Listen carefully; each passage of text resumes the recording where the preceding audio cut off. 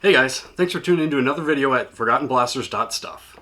Today we have the pleasure of reviewing the SuperMAXX 5000, which the internet said it was released in 1998, but I remember it being released in 1994 or 5, but the internet's never wrong. So today we're in Missouri at some weirdo's garage, actually. So buckle up, we're gonna have a good time. So, SuperMAXX 5000, everyone talks about it, and first thing you think when you look at it is that really looks like a super soaker.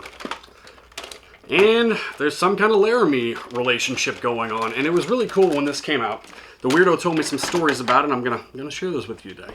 So he remembered being a kid and having, like, you know, Nerf Eagle Eye, Nerf Bow and Arrow, stuff like that, stuff that shot one type of ammunition, and he remembered reading in a catalog or something, or seeing a commercial on TV that it shot all three ammo types. And that was really, it was inspiring, it was awesome. So he bugged his mom and just put it on the Christmas list and just really asked and made sure that she knew that he wanted that, you know?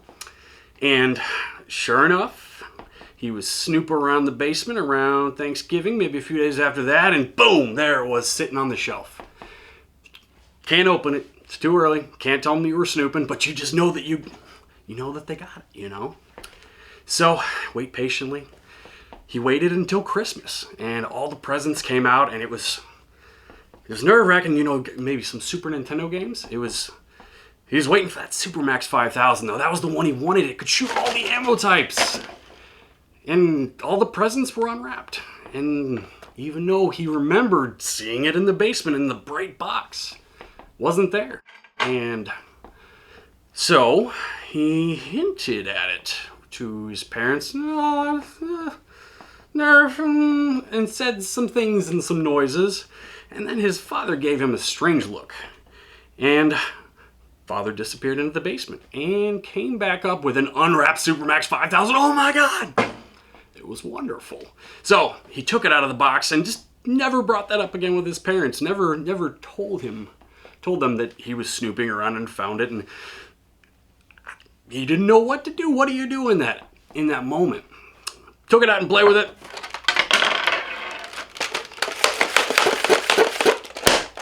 Oh man, you can actually see the smoke. Ooh. So, shoots three different types of ammunition. We have the Nerf ballistic balls, which no one really likes, but, you know, you only had like 12 ammos back then, so you shot everything you could. And this example, actually, there's supposed to be two barrels that come with it. Ooh, we'll tell the owner about that. So, had three ammo types and two barrels. So you had the balls. This is not actually, it's not correct on this example. It's from a similar model that shot the balls in a similar fashion. Three balls in the front, and it was all right. And there was enough power to make them go a few feet, and it was fun. And then this barrel, which is also not correct in this example, it looks to me to be a Nerf Recon barrel extension, gutted, and then electrical taped on there. But, you know, I bet you'd still shoot them though. So it was very similar to this in the sense that arrows went over the top, and then these SuperMAXX darts, which were not like the darts of today. You can't just go put elites in the SuperMAXX series most of the time because they have a very large chasm, dart gina in the part in the back with the hole. So you can't just shoot any elites or whistlers in there. But you had 3 or 4 SuperMAXX darts, and they were great, and they shot really far, and they were scary. And then you lost most of them, lost most of the balls. You could still keep the arrows. All the kids still had their arrows, and the dogs chewed on them, the cats chewed on them. But you still had your arrows. So he played with it, and he loved it, and it was his favorite blaster. And then one day, after doing too much of this,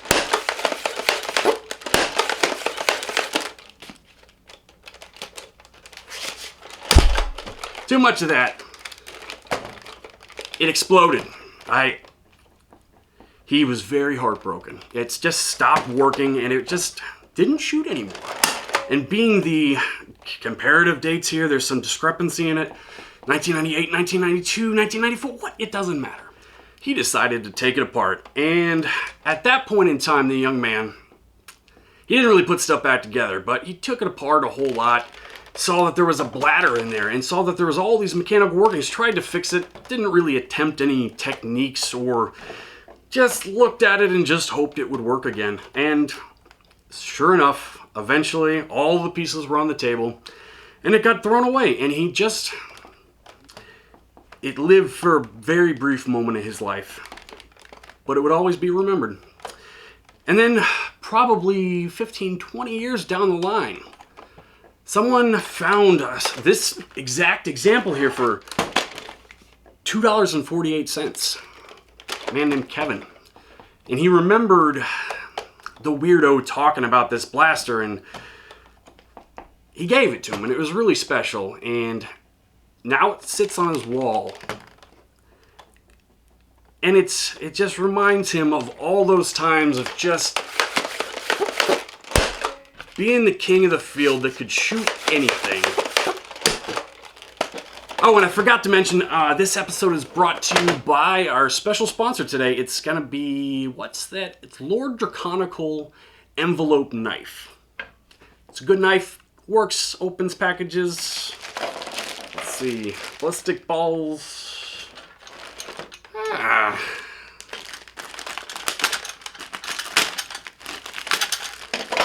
Ooh, let's see, what's the year of these? 1998. That's a little bit later. They may have been released for a few years.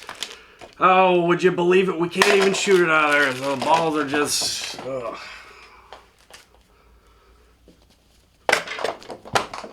Forgotten balls, that stuff. So, maybe we'll try some other stuff in here. We've got the Whistler darts. Let's see if those fit in our new, not correct for this blaster. Man, that is a good knife. Thanks, Draconical. Let's see if this fits down in here. And keep in mind, it's not the right barrel, but I bet you we can shoot this. Ooh. Let's try another one. Let's go crazy. Let's just shove a whole bunch of stuff down in there and see what happens. It's not a very tight fit on there. I don't think it's the right caliber, but you know, we'll be all right. That wasn't bad. I'm not going to complain about that one. That wasn't bad. So, what about these? It was weird because at the time most stuff was shooting mega darts and arrows, and the SuperMAXX darts were these really small darts. Nowadays, like, we have all kinds of darts, elites and koosh darts with the little bumpies on it. It's great, you know. But back then you just had mega darts, and that's direct knife. We gotta open it the correct way with the envelope opener. There we go. So you had the mega darts, and they didn't work in there. And that was alright, you know, but the SuperMAXX darts, they were so small and they just got lost so quick, and they were the best ones. They just went across the field. But it was alright. Wow, that's like laser beams. I don't know how I'd really quantify laser beams, but that is very, very close. Wow, that is just, man. The weirdo is really, it's just E-tape and all. This is just a fine example. It says 1994 on here. Internet, what's up? Nerf Nokia. I don't know if it's 98. All right, so awesome blaster. They're pretty expensive now. I don't really know what to say about it other than that. I had a really good time playing with it as a kid, and right now I'm having a great time playing with it now. What else? What else can we talk about? Okay, so let's talk about this Laramie-Nerf relationship. Over the years, Nerf has been passed around by some parent companies. In the beginning, I think it was Kenner, or maybe it was Parker Brothers, the board game people who knew, or something like that. It doesn't matter. But over the years, they've changed back and forth, and some of the companies that have owned it have been really weird. And soon after, like these ones right here, I don't know if you can see this, we'll have to bring the camera around a little bit. It says odds on, and this is about 2000. So around then, that's when the weird stuff was happening. Before then, there was the Laramie from that 1990. Laramie. Oh, also Laramie. Super Soakers. Do we see a similarity here? So, Super Soaker stories. As a child, the weirdo had a Super Soaker 50, and all the kids in the neighborhood liked to do some really crazy things. Most notably, you would pump these up. I don't know if this one would do it because it's got the thing back there, but you would load it up with water and pump the Super Soaker 50 times, 100 times, until it looked like it was an angry badger ready to explode out of its hole. And then what you do unscrew it really fast, and then you just hurry, and you have to get to that right point when it finds purchase and rockets up into the sky. It was insane. He said it must have went 100 feet up in the air, and he's really lucky that didn't shoot him in his teeth. Really lucky. But Laramie, and then after that, there's some animal blasters. I don't really understand the animals and Nerf. That doesn't make any sense. Why would anyone do that? But yes, so what else? I don't know what we have to talk about.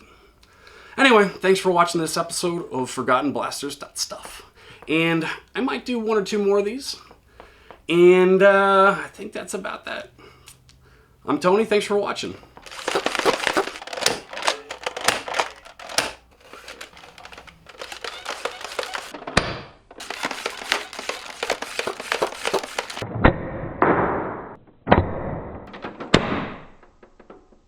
Thanks for watching this goofy video, guys. Real talk, I'm a huge fan of Forgotten Weapons. I've been sick of YouTube videos for the past, year because I've been making so many, my whole story kind of thing. But throughout all of that, I pretty much can always just turn on my subscriptions and I skip right over to Forgotten Weapons. And I don't want to say I've watched every single one because it's not really that kind of show. I really like the long format. It reminds me of watching the History Channel as a kid, just with the documentaries and just the war footage and stuff, and I really love how Ian does this stuff. So thank you for making those videos. I appreciate it. Keep it rocking. I hope you enjoyed this. If you watched, I don't know, you seem like a busy guy, but thanks a lot for doing all you do. I appreciate learning about the Forgotten Weapons at ForgottenWeapons.stuff. Thanks again.